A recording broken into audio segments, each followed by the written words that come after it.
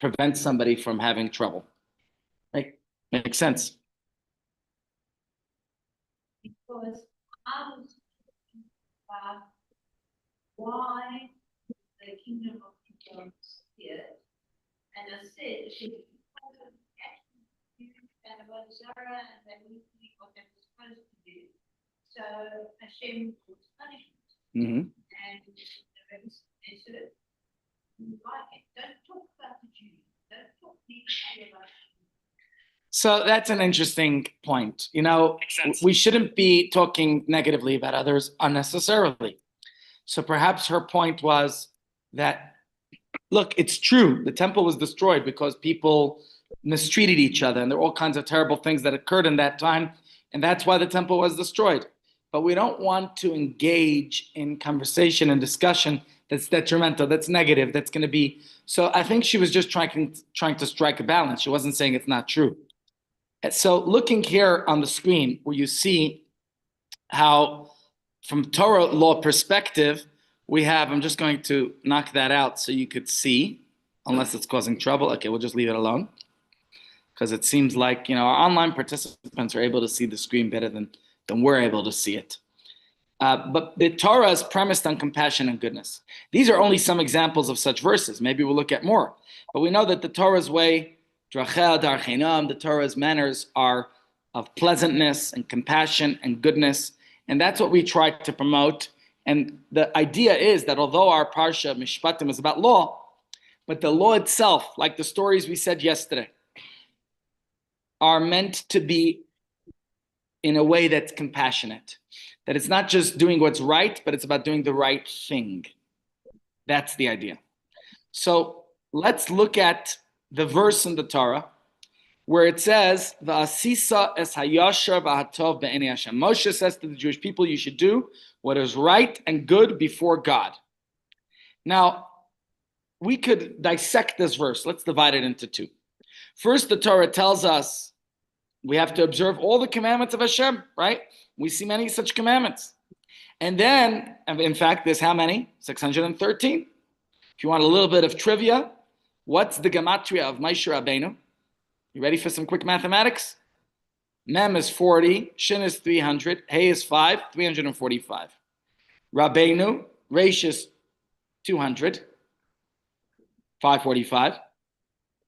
Beis is 2, 547. Yud is 10, 557.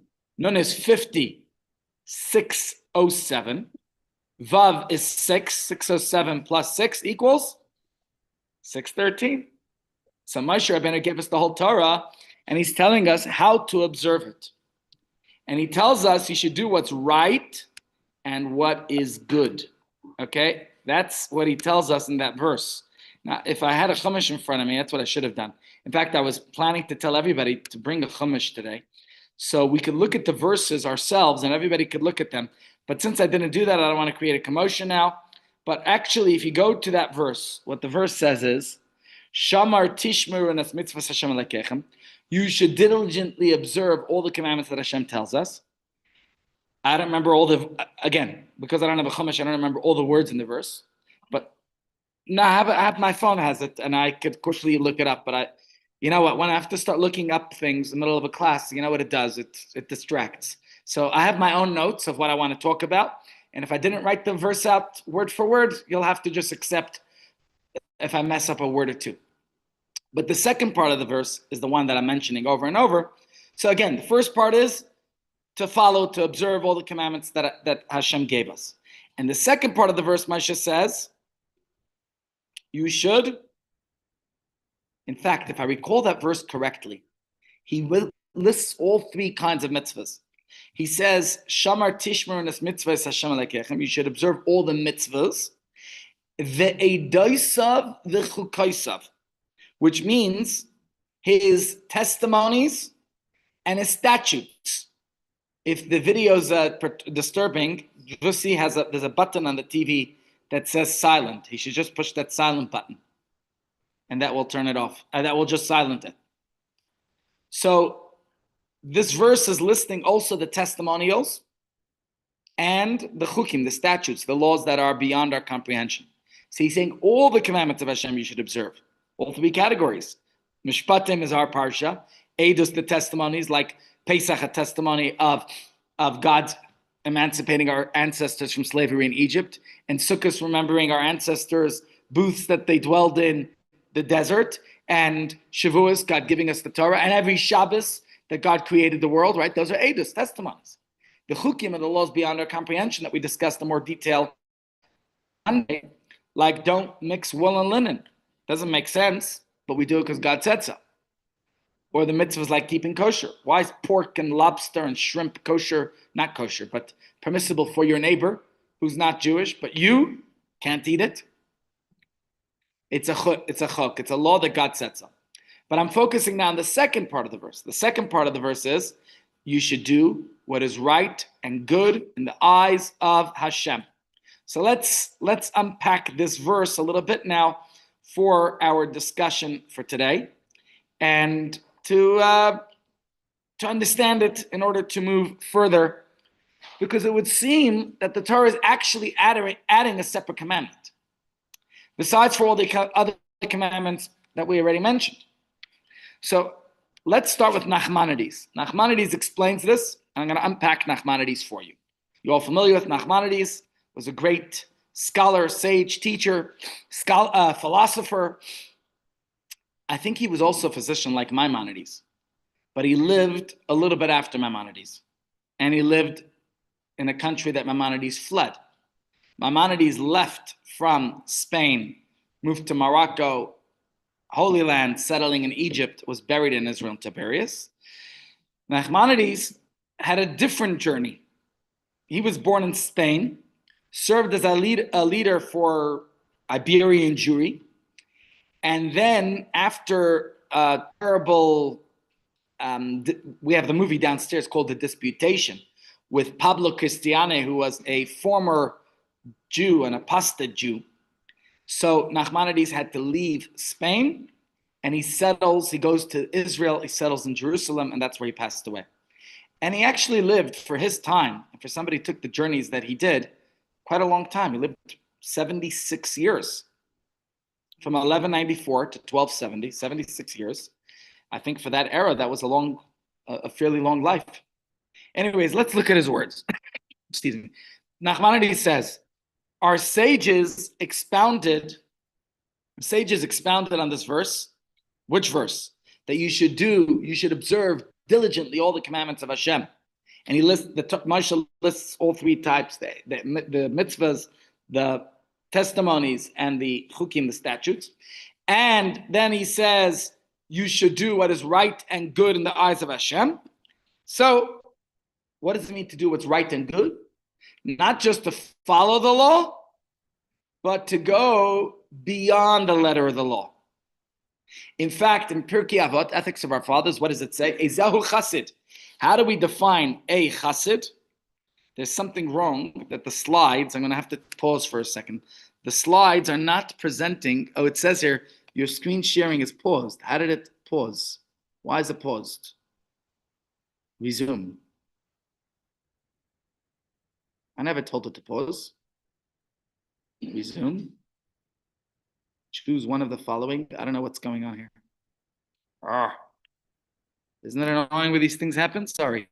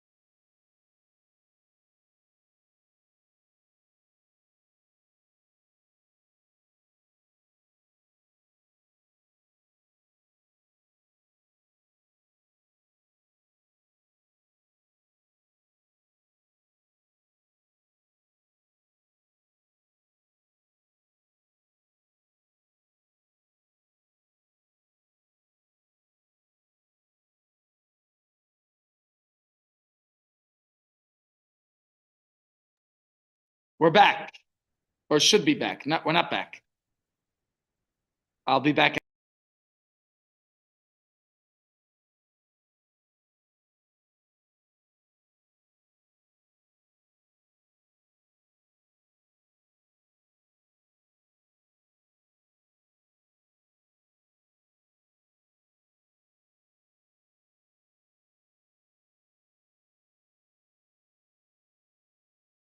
Hey, apologies to everyone. Back into Nachmanides. So remember, the verse says, observe God's commandments and do what is right and good in God's eyes. That's the verse we are unpacking here that Nachmanides is unpacking. He says, this tells us that we have to go beyond the letter of the law. In other words, the Torah is telling us the first that we have to observe all of God's commandments. And now it's instructing us to be careful and do which is right and good, even when not explicitly commanded to do so, because God cherishes good and proper behavior. So let's take this and understand it a little bit further. A few more words from Nachmanides. He says this instruction is very important because it would be impossible for the Torah to exhaustively address all of our conduct with all of our friends and all of our neighbors and all of our business affairs and all the welfare of society and the whole world. Right? Torah law can't address every aspect of life. So therefore, the Torah is telling you, in all areas, in all your affairs, do which is right and that which is good. Everything should be done in the correct manner. Now what happened? We lost our slides again. The other computer got kicked off of Zoom. Okay, we'll take a pause again because we want you to have the slides. So give it a second. What is going on? Play from currency. Don't worry, Jill, let me deal with it. Thank you. Hide floating. Let's see if it behaves now. Okay. Hopefully this is better. Is it on the screen? Nothing, okay. Play from current slide. Okay, if anybody has a good system that won't glitch every day and wants to donate to us, great. Until then, we're going to be dealing with this, a nuisance, day in, day out. No, still giving us trouble.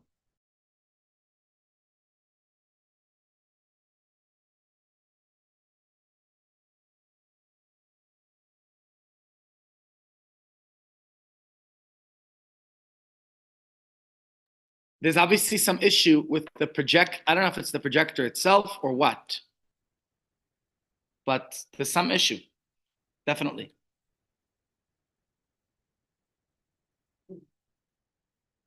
Hopefully not.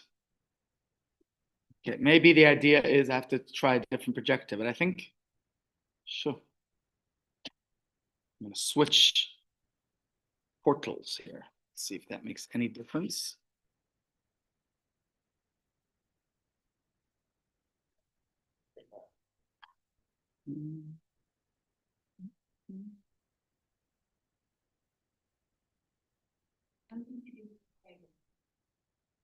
Yeah, I can't keep changing this cable every day.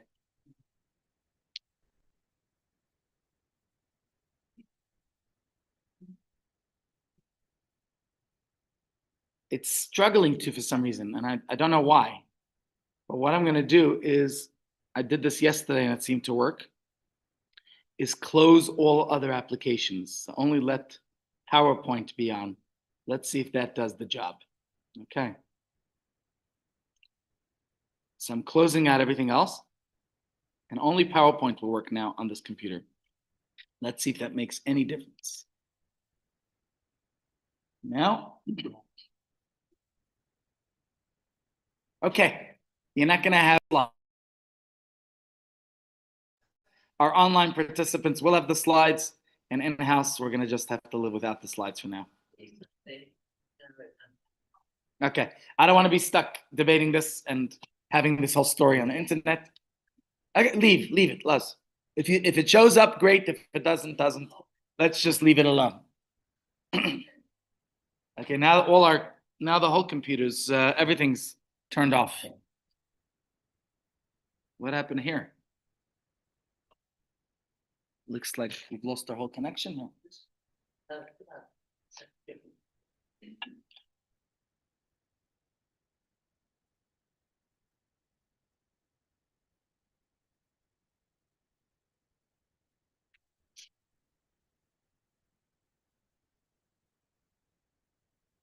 Three rounds of two balls. So, one more time.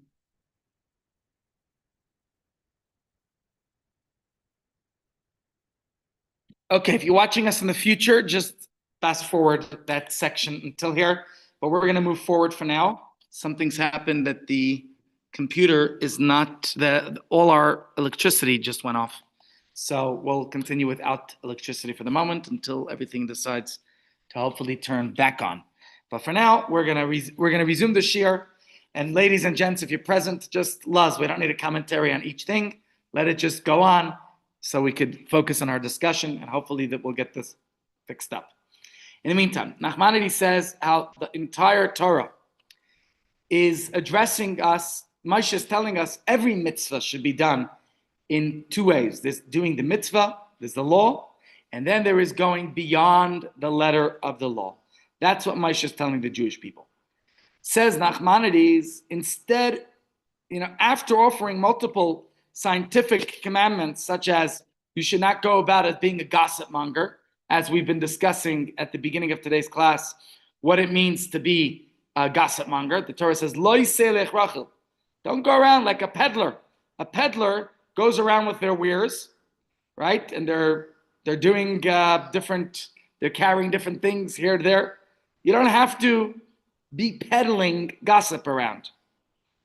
Or like the verse we said, let's pull those verses back up here. Where did the verses go? Here we are. No. Trying to get the verse on here for you. But our uncooperative computer is not letting me. Here we go. The verses. The verses tell us you should not be a gossip monger, and you should not stand idly by when you see someone else is in trouble, right? And what else? Do not take revenge or bear a grudge. Do not stand by the shedding of your fellow's blood. Do not curse even a deaf person. Don't stand in the presence of the aged. These are important mitzvahs. I was in Israel once when an elderly woman got on the bus and nobody stood up for her. So the driver stopped the bus. He said, Giveret, lady, come, you sit in my seat. And at first people were confused what's going on. The driver said, if no one else will give her a seat, then she's welcome to have my seat. Right? So these are things in the Torah. Don't curse a deaf person even though they can't hear you.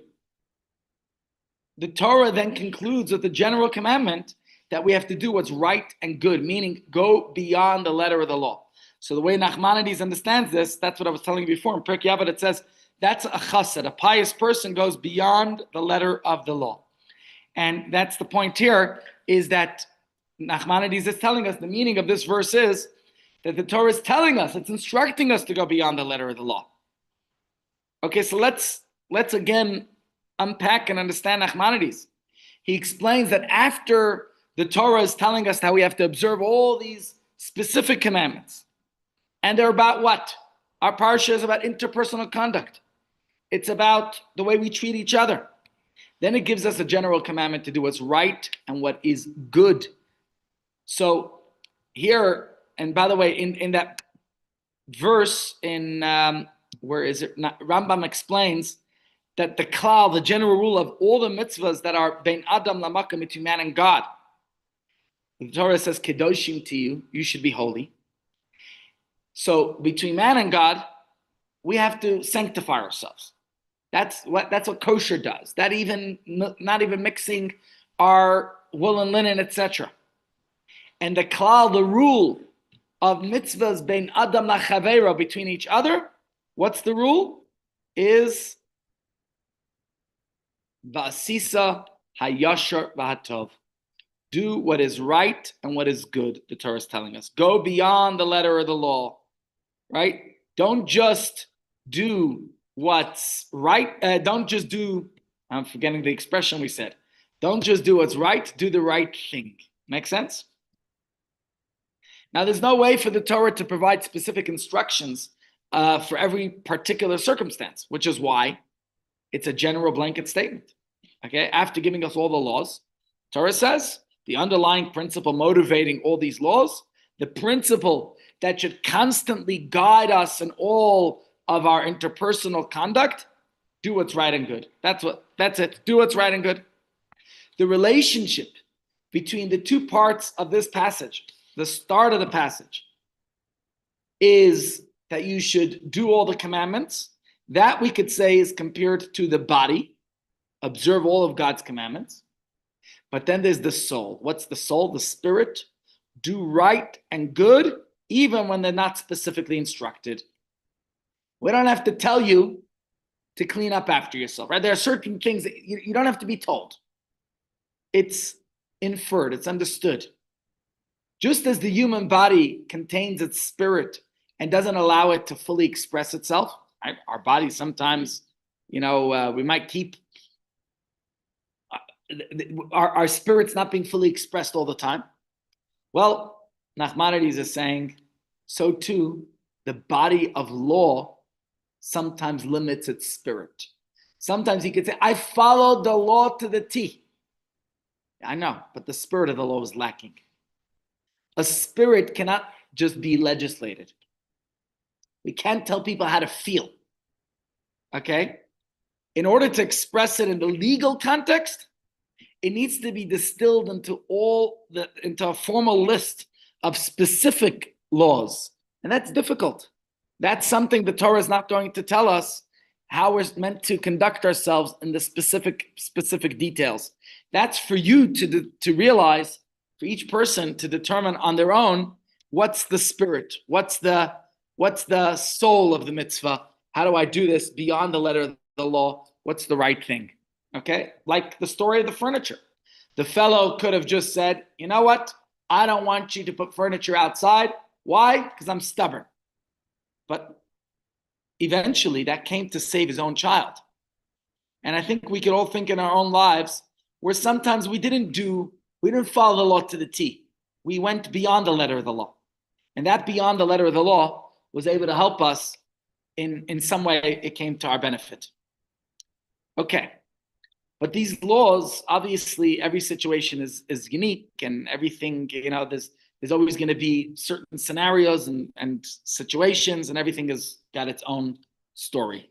Just a second, I'm going to try one more time to see if this projector, because it's acting up again. Give me a second here. Let's see.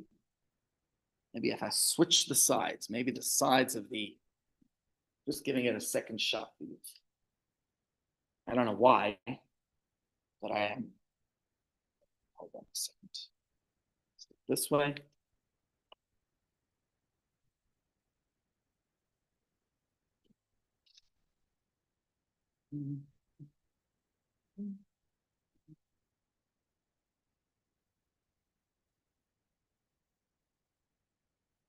Turns on great. If it doesn't,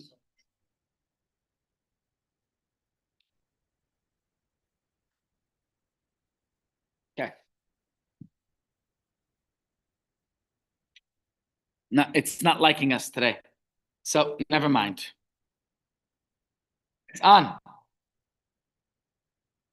Okay. So now, basically, after communicating the body of the law, the actual commandments, now the Torah is also communicating the underlying spirit of the law, and that is how to fulfill them. And I think we expressed the point. So, of course, the spirit of the law can never be completely distilled into specific instructions. Like we were saying, there's always going to be unique circumstances. And that's where you need, in fact, I'm remembering when I was studying for Smicha. How many books of the Torah are there? 5 books of Moses, right? You could go through each of how many books of the Talmud are there? We're not going to go into all that now. How many books of Shulchan Aruch, the Code of Jewish Law, are there? There's 4 books. But Rabbi Weinberger was testing us, said, I'm going to test you on the 5 books of Shulchan Aruch. So we said, what's the 5th book? He says it's called Common Sense. because a rabbi has to have a little bit of common sense. You know the story of the rabbi who told one litigant, your story, I hear you, makes sense, you're right. And then the second person, he said the same thing, that, the opponent, the defendant, he says, yeah, it makes sense, everything you're saying. So now the someone who was watching the situation says, I don't understand. How could they both be right? So he says, you're also right. Okay, you get it? You're also right. So that's the thing, is that you sometimes need to use some common sense. It's not going to be written in a book exactly how you should use your common sense. And the book is not going to tell you the specifics on how to determine certain unique situations. So the sages, I think they chose to make some of these practices, there are certain behaviors, certain situations where we do force a person. We say, even though it's beyond the letter of the law, we're going to force a person to behave in a certain way. And one such statement of the Talmud is, Koifin al midas Sodom. The Talmud says that a person is compelled by law not to act in a manner of the people of Sodom. What was the behavior of the people of Sodom? Bad behavior, very good. Okay, very good. It was bad behavior. So there's a discussion in the Talmud about this that I want to unpack with you. What is this about? We know the ancient city of Sodom were notorious for their wickedness, right? Their conduct was so bad that God eventually completely destroyed the city of Sodom and Amorah. Both of those cities got destroyed because the people there were really, really no good.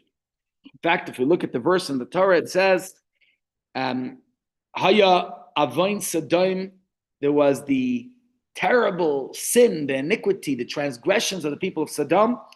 And it says there that the cries of the inhabitants or of the victims would reach out to Hashem. And the sages and the Talmud discuss this. What was the cry of the victims, of the young woman? The people there killed in the most gruesome fashion because she gave food to a poor person. So one of their big characteristics was not being hospitable, not to be generous, kind, caring, compassionate, benevolent, philanthropic, right? And the Torah doesn't tell us explicitly what their sins were, but we see that element that when Lot was hosting the angels, we see that the inhabitants of Sodom were already taking issue and were making problems, right? So we see there that, we also see another situation there, that homosexuality. They wanted to sleep with the people. It's in the Torah. We don't have to go into all the details now, but we see there were certain behaviors. Let's just summarize it the way Jill did. They were bad people, okay? They were bad people. So their conduct obviously deserved destruction. But what's the characteristic? So I want to go into the Talmud now, where it tells us what is a unique characteristic of somebody of Sodom. What is a Sodom character like? Says the Gemara, Ha'omer shali shali v'shalach shalach. It's in Pirkei Avot, Ethics of Our Fathers. You're all familiar with that Mishnah. Any person who insists what's mine is mine and what's yours is yours, you say that's Baininist. That's the average Joe. All they care for what's yours.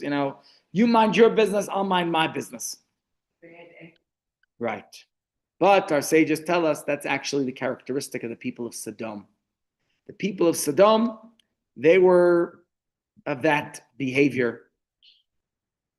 Okay, again, person says what's mine is mine, what's yours is yours. Now, let me ask you a question. Is that so bad? Isn't that what most of society is like? Person says mine is mine, yours is yours. Is that not just the norm? Most people say, you enjoy what's yours, I'll enjoy what's mine, and let's not bother each other. What's wrong with that? Not too bad. Why are we so concerned? Why is there such a concern here and say this is terrible? Right? We consider such a person not just an average guy, but sodomite. We consider them really bad. Do you think it's that bad to say what's mine is mine, what's yours is yours? Huh? Why are we calling it wicked? True. But do you just keep, I know you, Alan, you don't keep it to yourself.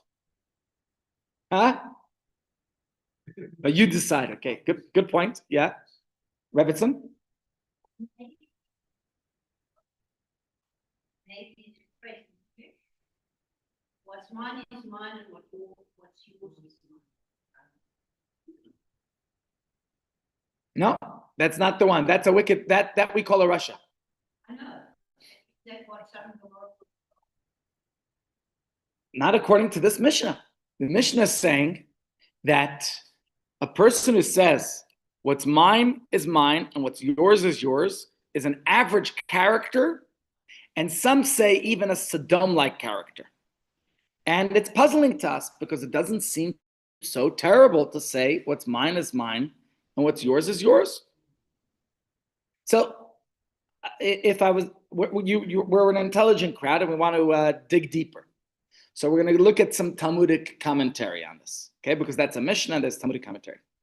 Says Rav Menachem Meiri, both statements of the Mishnah are valid. Because the second view, which classifies this conduct, saying what's mine is mine, what's yours is yours, as Sodom, that says Rav Menachem Meiri, that this refers to those who refuse to permit others to benefit from them, even when they'll incur no personal or monetary expense as a result. Such conduct, says the Talmud, is characteristic of the inhabitants of Sodom. By contrast, the first view of the Mishnah, it says that's the average person who refuses to let others benefit from their own things, right? What is that? That's referring to monetary, personal or monetary matters. And the Talmud says individuals who adopt this approach cannot be compared to the inhabitants of Sodom because they simply are seeking to avoid incurring losses through the actions of others. Just as they would not inflict a loss upon their fellow, they don't want to experience a loss that's frivolous. So here we have a different perspective. When the Mishnah, and when you said, Rebbe, that I'm missing some words, I was thinking, oh, you read the Gemara. Okay, because the Gemara is saying basically you have to read between the lines. We quote the Mishnah exactly as the sage said it, but now the Gemara explains. When is it an average person? We're average people. Halavai beinani, right? Halavai, we're average. So he's explaining it. That all depends on the details. A person who's unwilling to do a favor for someone at his own expense, that's the average guy. You're asking me for money. Let me see if I'm in a position to help you. If I'm able to, for sure. If we get these WhatsApp messages from the scammer, right? Last week, everybody got the message from a scammer. Send money. And you all thought it was coming from one of our fellow seniors, right? You thought it was Rosemary. First, it came from her phone, then it was going from someone else's phone, then it went to DL Link, then it went to Rabbi Halish, then it was spreading around this whole town. So you have to be, what's the correct word? Why am I being, before the generosity comes, you have to be aware. Maybe it's someone else who's messaging. Also, if it's coming at the expense of your own family and you need to check your finances, it's a very nice thing to give away a gift, to be generous, to be kind. I'm forgetting which sage in the Talmud. There was one of the Talmudic sages when his wife was washing for Hamotzi, and she put her ring down because you're not supposed to wear. There's not supposed to be any separation between your skin and the water, and the ring is very tightly on one's skin, on the epidermis. So she took off her ring. She's washing for Hamotzi. A thief was walking by the window and grabbed her rings and ran off. Anyways, she runs outside. She washed Hamotzi. She couldn't even say anything. She couldn't do anything about it. Her husband sees a commotion. She grabs the bread. She says, this Ganav just ran off with the ring. So the husband starts running after the Ganav. and eventually catches up with the Ganav. And, he says, okay, I guess you're a poor guy. You need some food to eat. I'm so sorry for your situation. Don't undersell the diamond ring. He was a nice guy this stage. And he says, look, if you need it, I'll buy my wife a new ring. Okay, maybe he was in a position to do that. I think the normal person, the average person, would press charges. This guy was obviously extraordinary. So he let the thief keep it and said, don't steal. You could have asked nicely. I would have helped you out. Okay, but an average person is not willing to compromise their own personal self for helping another person. I have to first make sure I'm okay. If you want to go further in the Talmud, basically it's saying the above average person would take some degree of loss. Maybe you're willing to take the shirt off your back to help another person. Not everybody's willing to do that, right? The average guy is not willing to do it. And you can see this over and over. When I was in New York a couple of months ago for the Kinnos, I'm on the train. And I got to say, I also wasn't the one who jumped. An elderly lady was sitting there drinking, eating, I don't know, if it was yogurt or porridge or something. And it spilled all over the place. The train moves like this. The person sitting next to her, a young girl, freaked out at this old lady and screamed and, you made me dirty, blah, blah, blah. I watch another guy on the train, took off his shirt and helped clean up her mess. It wasn't me who did that, okay? And someone else on the train. And that's impressive, okay? The Talmud is saying the average person doesn't do that. The average person is worried about themselves. Thank God I didn't get dirty, okay? But that's only one part of the Mishnah. But now we're talking the second part of the Mishnah. When are we comparing this to somebody from Sodom? A person who refuses to do a favor to someone else when it comes at no cost to you. So let's think of situations like that. When is it coming at no cost to yourself? Yesterday I gave you some scenarios. If you're away on a holiday and somebody wants to use your parking place, is it going to cost you anything to let them park in your space? Now, if you're going to tell me it's going to cost you something, fine, I hear you. But if it costs you nothing and the other person benefits, so let's paint a scenario. You have a neighbor who has some parking places and your neighbor's gone on holiday. You have some guests coming over, so you need extra parking. The event is while your neighbor's away. You ask your neighbor, can I park? Can my guests park in your extra parking spaces? This is what the Talmud's saying. This one benefits, and this one is not losing. If you can't let somebody enjoy, then that's called the behavior, the characteristics of Sodom. Now let's think about this. We have to unpack this further. Do you have to give away your parking? Do you have to let people park in your space? So within your rights not to let people, right? That's exactly what the Mishnah is telling you. A person that stands on their rights, that's fine. You have the rights. But instead of doing the right thing, when you have nothing to lose, and you're just helping someone else gain benefit, that's Sodom-like characteristic. Okay? You could say every situation is different. What about the uncapped internet? What about the internet? What if your internet's uncapped? And your neighbor comes by and says, hey, can I use your internet? You have unlimited. Should it bother you that they're using your internet? What if it's going to slow your internet down? What if they're going to be downloading movies and who knows what heavy data? Then you do have what to lose. But if they just want to check their email, what have you got to lose? So as an ethical person, this is something I think we have to understand. What's the law and what's beyond the letter of the law? And that's what the Mishnah is debating. What's mine is mine and what's yours is yours. The average person, if it comes to monetary matters, if you stand to lose, I understand why you don't want to share what's yours. It's your money, your hard-earned money. You have your preferred charities who you want to give it to, etc., etc. But when it comes to something where you're not going to lose out by sharing, was arter, and that goes back to the case of Bnei Brak, of the furniture outside. What happened when the man wanted to put a furniture outside in the shop? outside of his shop. And the tenant says, no, it disturbs me. So the judge ruled you're right. From a legal perspective, you have every right not to allow your neighbor to put the furniture outside. But start asking yourself this question. You don't like it aesthetically. There's a shop there. Why does it bother you? Is it really infringing in your space outside? So then why do you protest the shopkeeper putting his wares out there? If you're worried it's going to get out of hand, have some arrangement and agreement with him, what he should do, what he shouldn't do. But if it's going to somehow increase his business, his revenue, why does it bother you that your neighbor could earn a living? And so the Talmud discusses a case of this principle in action, where you have neighborly disputes. Let's look at a case in the Talmud. Now, have you ever had a window with a nice view, and then the property next door is developed and blocked your view? I know somebody who had exactly that. They lived in Ashdod, a block away from the ocean, from the sea. And they had a beautiful apartment, and the apartment had a sea view. And then somebody bought the property right on the beach. And what did he do?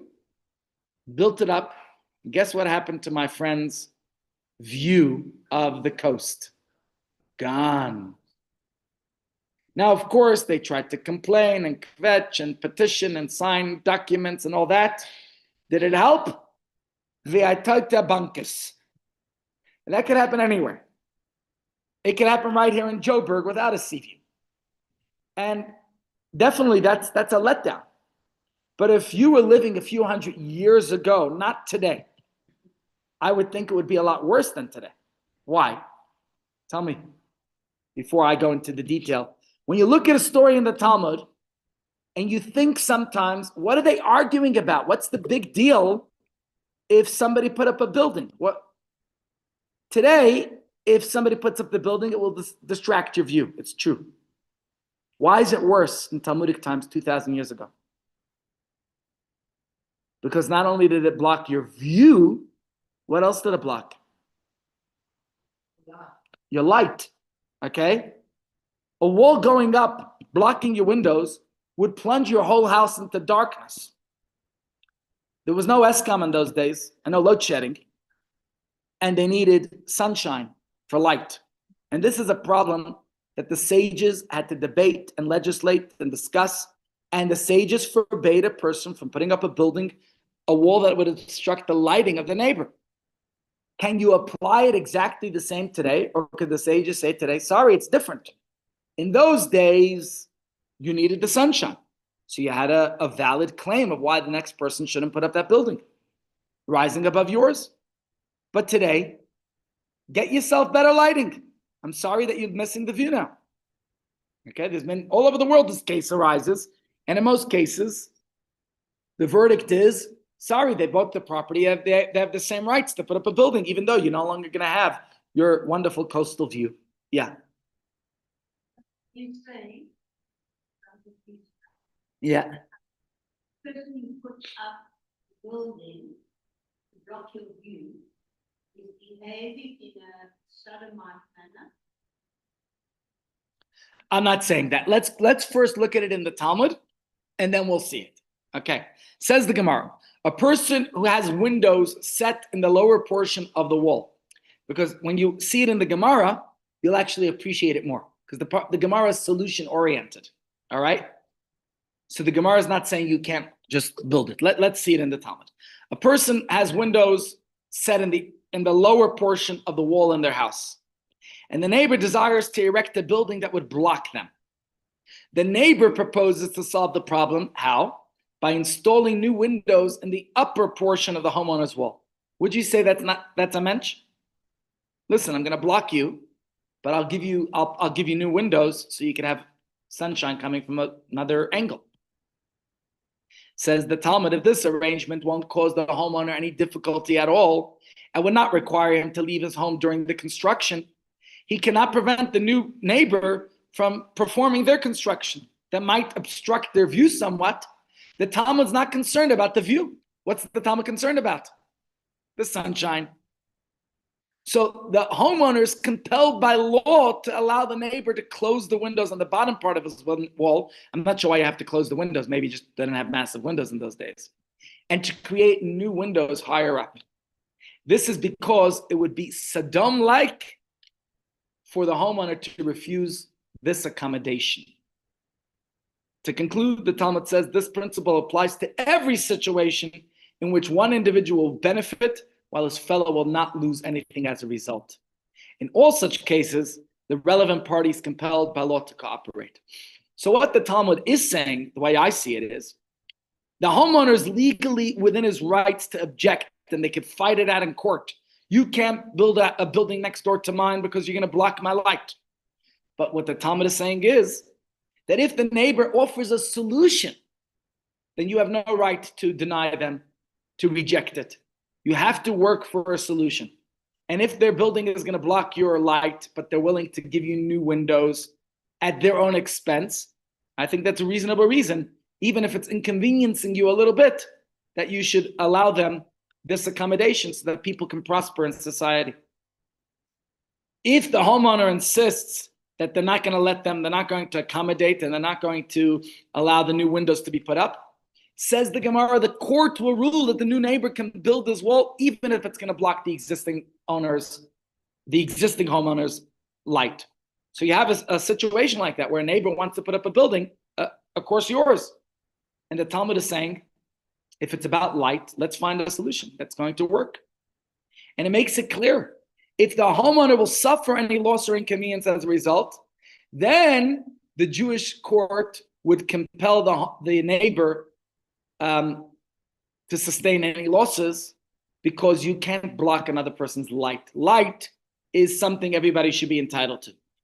And the Talmud saying a pious person would be willing to sustain a certain measure of loss in order to allow their neighbor some benefit. The point is, we can't go into every scenario because that would be impossible. The idea is, be a mensch. And that's why the Torah says, do that which is right, but also do that which is good. Now, if we go back to the scenarios we discussed yesterday, remember those scenarios? We spoke about the scenario where, now I have to remember the cases. Let's think. Okay, we'll get back to the second case, to the first case in a second. Remember, Rachel wanted to replace Joe's wooden fence with a glass screen because she wanted the sunshine for her birds, right? Now, there's a party with a legitimate concern, but the other party is offering a solution, a way to address the concern without causing any damage or inconvenience. Rachel says, I'll replace the wall with a glass wall so it won't be aesthetically ugly. I have a friend who built a beautiful home, and he had a neighbor who put up a huge apartment complex next door. He said, I don't want your neighbors, this apartment complex, I don't want them looking into my private home. The developer next door said, tough luck. I'm building next door to you. By the way, my friend owned the property first. The developer bought next door. My friend did try to fight him off, but he couldn't. He got petitioned letters.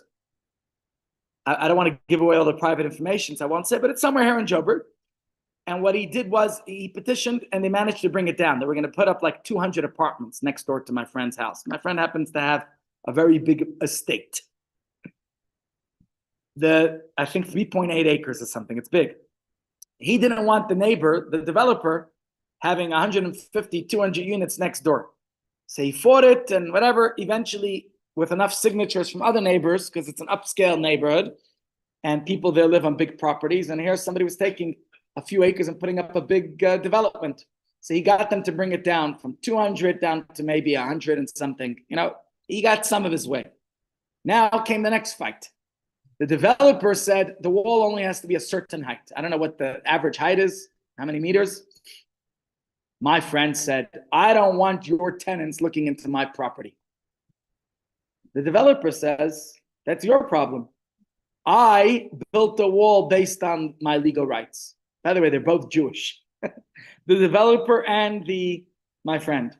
My friend was in a good financial position. He said, okay, I don't need your favors. And he built this massive wall And he even put up trees, so it doesn't just look like a wall, like a fortress.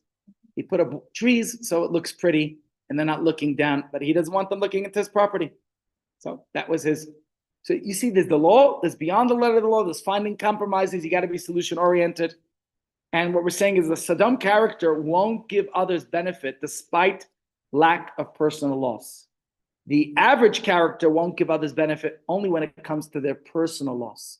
My friend is willing to take a little bit of a personal loss. But now I want to look at the cases we mentioned yesterday. We said when somebody's being solution oriented and the other person doesn't want to come to the party, that's really not nice. Okay? That's Sodom-like. Okay? Or remember the developer. And by the way, this developer story happens all over the world. There was a guy in New York, in Manhattan. You know, New York City wasn't always all sky risers. New York City used to be homes. Manhattan didn't become overnight all these big apartment and office complexes. Not complexes like we have here. What do you call them? Skyscrapers. There was one guy somewhere in Manhattan. They were building up skyscrapers. They offered him a lot of money, but he was one of those dafkas. You know? I'm not going to move. I'm not going to budge. And you could see if you go there, it's like a little house surrounded by skyscrapers. Okay, that was his prerogative. You can't force him, but Jewish law says if you could come up with a deal, if you could come up with an arrangement, then try to do that. And that's the point. When we mentioned that case yesterday of putting up a wall around the guy, a spite fence, they call it, I don't think that's right. Secular law deals with these cases a little bit differently than Torah. Torah says that's Sodom behavior. Let's look at the secular perspective. What was the secular solution? Now, remember that story happened in San Diego, California, where Mr. Crooker, Charles Crooker, he wanted to put up the fence around his neighbor because the neighbor just refused to sell him the property. So he put up a spite fence to basically cause his neighbor discomfort. So when would secular law forbid the spite fence? Only if it's serving to, I guess, spite the neighbor. I'm not sure. If it's a case where it's not out of spite, for example, the lady wants the sunlight and it's just a wall, it's not a building, then there's a moral, there's definitely from a moral perspective, I think they should work things out with each other. But legally, the neighbor has no obligation to comply. This is my home, that's your home, you do what you want to your property, I do what I want on my property. Our sages tell us, try to find a solution, okay? And that's where you have the divergent approach of Jewish law and secular law, where secular law is about my rights, and Jewish law, I would say, is about what's right. What's the right thing? And if it doesn't come at a personal cost to you, then I think rather do what is right. Now, of course, that's about the fences, that's about the wall. But we also look at other instances. So let's look at another case in the Gemara. Okay? Here's a story in Baba Kama. There's a few Babas. Now, I know in this room we have quite a few Babas, but there's tractates at the Talmud that are called Baba. Okay? And each one deals with different matters of legality. So let me read you a case. It's on Daf Chaf, page 20. So if you want to open a Gemara, and everybody who wanted some taste of Gemara, here's a taste for you. All right? All ears? Zak the Gemara. Hador b'chatzar chaver. If a person lives in his fellow's yard, now how does it happen that a person's living in his fellow's yard? Huh? Or maybe in their house, I don't know. Remember yesterday I told you a story about Yankel. I forgot his real name, so that's why I called him Yankel. Yankel, who was a wealthy guy and wouldn't share his wealth. And Daniel came to him and asked him for a handout, and he refused. He doesn't support beggars, and eventually the tables turned. And Daniel became the rich guy, and Yankel became the poor fellow. But Daniel had compassion, and he let Daniel come in. Anyway, let Yankel come in. Anyways, let's look at the Gemara story inside. Hadar b'chatzar chaver. If a person lives in his fellow's yard, and from my understanding, yard doesn't only mean yard; it means in his fellow's property, wherever that is. Shalom edaita, without you don't even know that he's living on your property. Okay. I have a little bit of that situation going on my property where I kept a blind eye, where I have the guy from our shul. We let him, he works at the shul, and I let him stay on the property to do security for us and some gardening work in exchange, and we even pay him. But we told him very explicitly, he can't bring anyone else on the property. But I knew that he had his wife or girlfriend, somebody on the property. So sometimes I turned a blind eye to it, fine, zol zayin, as long as there's no trouble. There's trouble, there'll be trouble. Okay, so what if you didn't know that your friend is living on your property? Does he have to pay you rent or not when you find out? You found out, let's say you live in a big property. I have an acre, thank God. So if you have this big property and should we use my situation? Is that a good case to look at? The Gemara is saying you find out this person is living on your property without permission. Should you charge him rent? So the Gemara continues. The question is in regard to a yard that is not on the market for rent, but the squatter is a person who usually does rent. So what's the law then? You get it? We're getting a little bit more nuanced here. Could this person, let's say this person is earning a living, so he could afford to pay, but he's squatting on your property for free. So you're not talking about a poor person who anyways has no money. He has money, he does. He has a job. Why is he living on your property for free? Because why should he pay you rent if he can live there for free? But now that you discovered, what's the law now? Interestingly, somebody, I won't even say, met somebody recently. He told me he bought a property on auction here in Joburg in 1981 or something, a long time ago. And he said he's been living on that property. He won the auction, but it never, I don't know what happened. It never materialized, never got the documents. Anyways, he lived in that house for many, many, many years. He paid the electricity bill when it came. He paid but he never got, the auction never went through.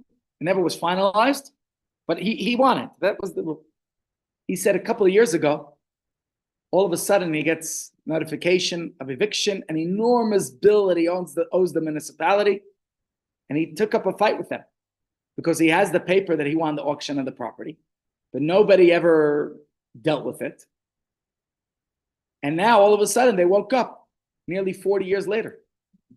Okay, 30 something years later. And don't forget, it was a different regime then. When he won the property, it was the apartheid regime. Now it's the new government, and they woke up, I don't know how many years ago. It's a couple of years back. So I don't know if it was 30 years later or 25 years later, but it was a long time later. And he got lawyers, they dealt with it. And it turned out that he won the case. It was his home. He didn't pay for it yet, but it was his home. He won the auction legally. But he was technically a squatter on that property until this all happened. He says in hindsight, he had 30 years or 25 years, whatever years he was there, living cost-free. But he did have to pay some, what's that? Never got the title deeds. I think now we got it sorted, and he did get it. He never even paid for it. He won the auction, but never paid it. I don't know, it was some complicated story, but he won the case. Anyways, says the Gemara, Matzi Amarle Mai Chasar Tich. Can the squatter say to the owner, what loss did I cause you? You have a full acre here. Bothers you that I'm taking up a little square meter on your acre? How much space am I taking up? You didn't even know I was here all this time, right? It's nice. Or can the landlord say, excuse me, this is my property. You've been living here, you benefited from my property, and you've never paid? And it's the norm. If you want to live in somebody's property, you pay them rent. So what's the correct answer? Amalei Rabba bar Rav Huna, concluded the great Talmudic sage Rabba bar Rav Huna. He said, Heichi Amar Abba Mari Mishmei de Rav. He's quoting all his predecessors before you give a verdict, you look at precedent, right? Isn't that what judges do? They look at precedent law. The conclusion was that the squatter does not have to pay the rent. That's an interesting rule.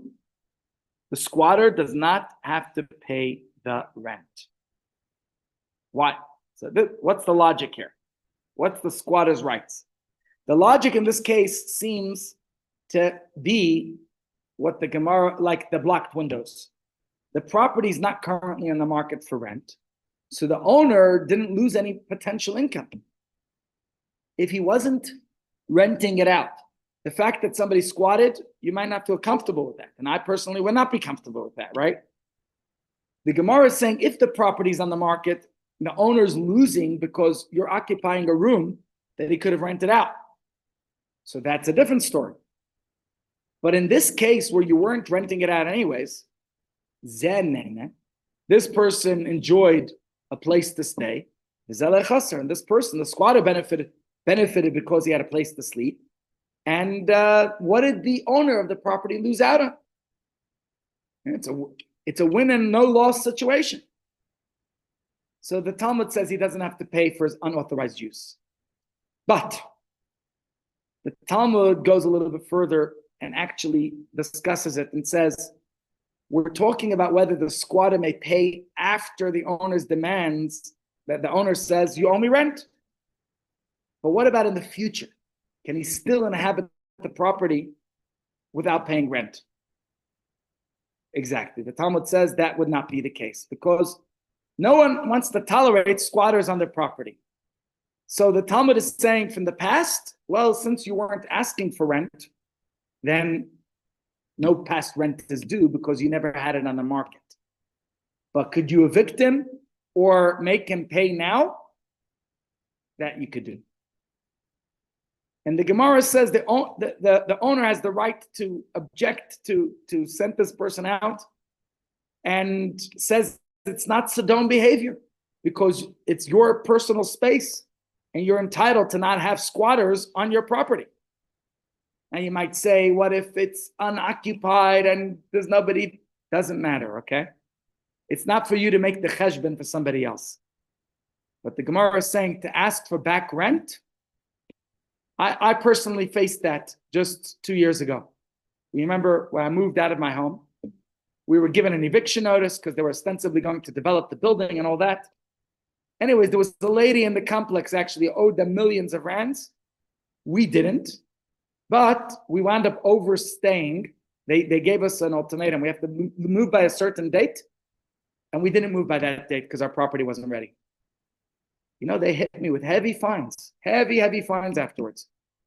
Even though it was empty and we were the only ones there, and probably we prevented theft and robbery, which happened after we left, they still charged us. It's not for me to decide if I want to live on someone else's property. They charged us. You weren't supposed to be there after this date, and it's a whole different rate. That's what they did. What about the unauthorized use in the first place, if the owner was unaware? It seems like the Gemara is saying, you didn't know. This one benefited a place to sleep. You didn't know. What difference did it make to you? The Talmud seems to take the case, the side of the squatter for the past, but the side of the landlord for the future. Interesting stuff. What's the accepted halacha? What's the final verdict in this case? The accepted law is that while the squatter's use of the property in the first place, you could say that he was living rent-free. But if the squatter doesn't leave when he's asked or doesn't pay rent, they would be in violation of the law. Why is this unauthorized use of the property treated differently in Jewish law? That Jewish law says he doesn't have to pay for the past, whereas I would say common law says you would have to pay, like I had to. So here's an interesting discussion in the Talmud. The reason is that the property owner cannot be actively compelled to allow a squatter on his property is because compulsion in such an instance would be a forcible negation of the property owner's control over his own property. Most people would object to this. The failure of an individual to consent to something that most people would object to can. However, the squatter's presence on the property without the owner's knowledge does not negate the owner's control of the property, because the owner retains the right to evict him. So even though you didn't know till now, fine, now you know. Now you can decide. The Talmud's saying, the past, you can't obligate the squatter to pay for, because it didn't bother you. You didn't know. Maybe if you knew it would bother you, but he didn't inflict any damage or costs to you. Most people, says the Talmud, consider control over their property as an integral part of the ownership of the property. And you would object if somebody moved in. The Talmud says you can't force somebody to accept a squatter to live rent-free. Okay? And it's not a compromise. It's your property. So that goes to the first part of the Mishnah. Nobody wants to accept, the average person would not accept, does not have to go out of their way to help someone else out. Now, above average person, maybe, would say, you know what? You're right. I have all this property. What does it bother me? Okay, you could stay there rent-free. But the Talmud doesn't expect that of us. And doesn't call that Sodom behavior. Okay? Even if it's not causing you an actual loss. So I think the key point is whether there's a reasonable basis of, for the person's objection. Just as financial loss is considered reasonable grounds for objecting to somebody, well, the same thing, I think your property, it's something that you should be entitled to decide what happens on your property. And again, looking back at the past, we could say you didn't know. So what can you say? Ignorance is bliss. Yeah. Yeah.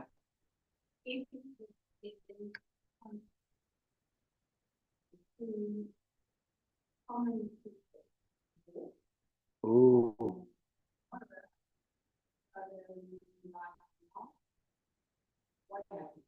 Very, very good question.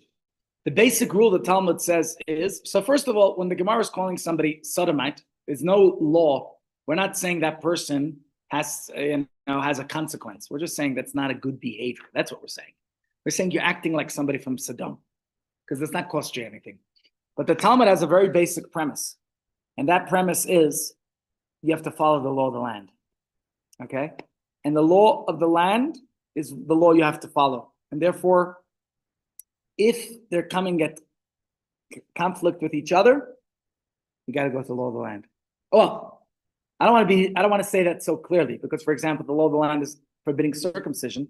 A Jew still has to circumcise their child. So I think it's case by case basis. If it's the law of the land is conflicting with your rituals, is one story between man and God, versus when it comes to law of the land about interpersonal relations, you have to follow the law of the land. So it's more nuanced. Squatters' rights, I think we follow the law of the land today. Yeah. I'll give you one more case to conclude with, okay? The Gemara relates a story about one of the sages. His name was Rabba Bar Hanan. I thought it was Rabba Bar Chana, but it says here Rabba Bar Hanan. Maybe he's a different person. Maybe they're different people. Because there's another sage called Rabba Bar Chana. He had a lot of adventures. Rabba Bar Hanan. I think that usually means he's the grandson of. But anyways, in the English translation, it also says Rabba Bar. So maybe that was a surname, Bar Hanan. Okay. He was doing some moving, and he hired movers. Now, what's interesting is, I hired movers last year to move our shul to our house. And I think they signed a document that they're not responsible for breakage, which somewhat defeats the purpose. It's like I go to check dry cleaners. I gave them my jacket the other day. Everything says we're not responsible. Nobody's responsible anymore. I don't know what society do we live in. You could give everything to and they tell you, no guarantee we're going to get all your stains out. I guess there's no guarantee, but I did give you my suit to get the stains out. And I come back and you didn't get the stains out. Anyways. Huh? Yeah. So Rabba Bar Hanan was moving, and he hired some people to take his barrels of wine. He says they were negligent. And what happened? They were broken by the porters who were hired to transport. So Rabbah, what did he do? He seized the porter's cloaks as payment for the damage. Pay me. You're not going to pay me. He took away their cloak. So one way of dealing with it.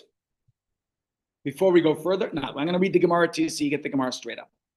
The porters complained to Rav, who instructed Rabbah, give them back their cloaks.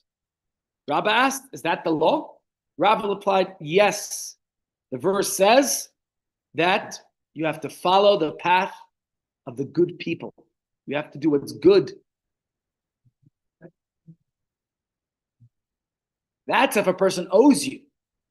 Person owes you, you still have to give them the cloak back at night that should be able to sleep. But this isn't the same scenario. Here, they broke his barrel, his wine spilled, and he said, you owe me my wine? I paid you to carry the barrels, not to spill it.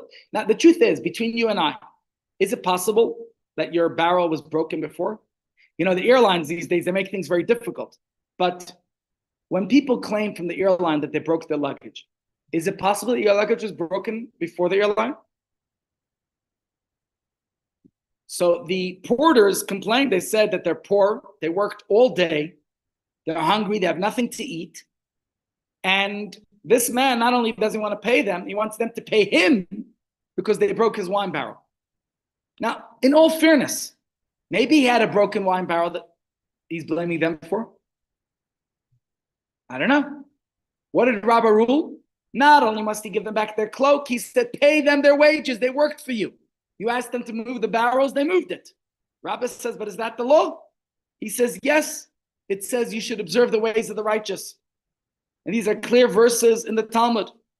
Not in the Talmud, in Mishlei. The first verse, it says, Telech b'derech tovim, you should go in the right ways, do what's good. Even though you might have a claim they broke your barrel. But is it their fault? Things break when you're shifting them. Again, it's debatable. You might say they broke it. They were negligent. They were.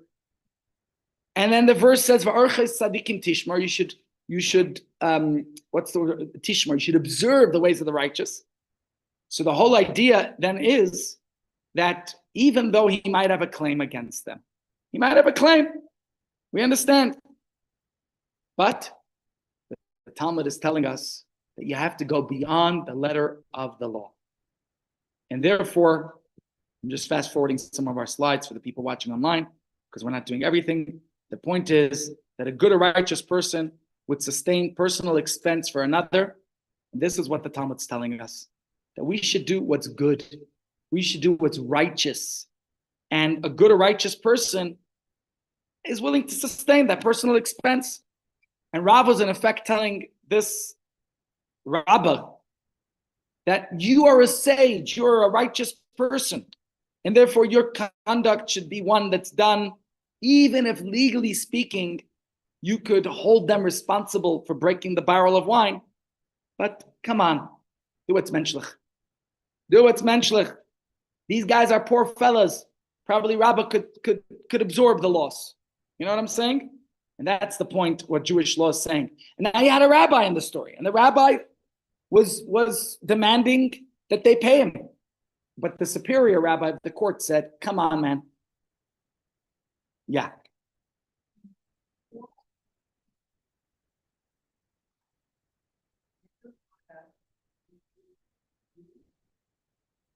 Right.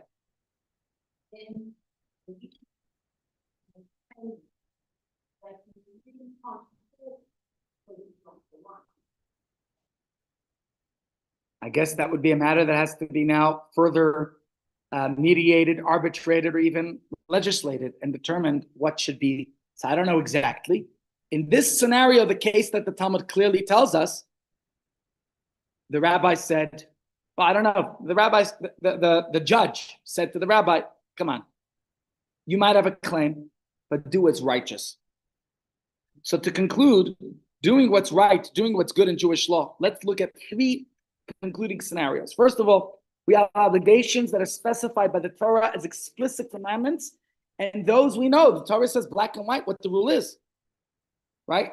Doing the right thing for another person when there's no personal expense and cost to you, while you might have a legal case, right? Legally, you might have a claim, but here again, we are being told, if it's not coming at a loss to you, do the right thing. In fact, our sages obligate that if it's not come, if there's no loss to you, let the guy put up his building. Every case is different, but if it's not coming at a loss to you, why is it bothering you? Some people are spiteful. Dafka not going to let someone else benefit. And the third scenario, doing the right thing in favor of a fellow despite personal expense or loss, that we're saying that's encouraged, but it's nevertheless, you're not obligated, but it's certainly an encouraged thing to do. So while people are not obligated to do the right thing by someone else, if it's going to come at a personal cost, but we say, be righteous, be good, try to do what's right. And that's the point of today's discussion. That's the Parsha this week. The Parsha gives you the nuance, the details of the laws. And today's discussion is about going beyond the letter of the law. All right, ladies and gents, hope you enjoyed that, and we'll continue, please God. Tomorrow, it's all connected with the Rebbitzin, preceded by Fun Physio, preceded by Pearls, followed by lunch. And then next week, remember, next Thursday, we have Dr. Stern here at 10:30, please God. Tapping, no tapping next week either. So if anyone wants to fill in a class then, or look to see if there's someone else, she's not going to be here for 2 weeks. So there's no tapping, so you have a spot to fill in there. All right. We will. In my note this week, I think I crossed it out, but I don't know how it came out to you. How did it come out? What did it look like?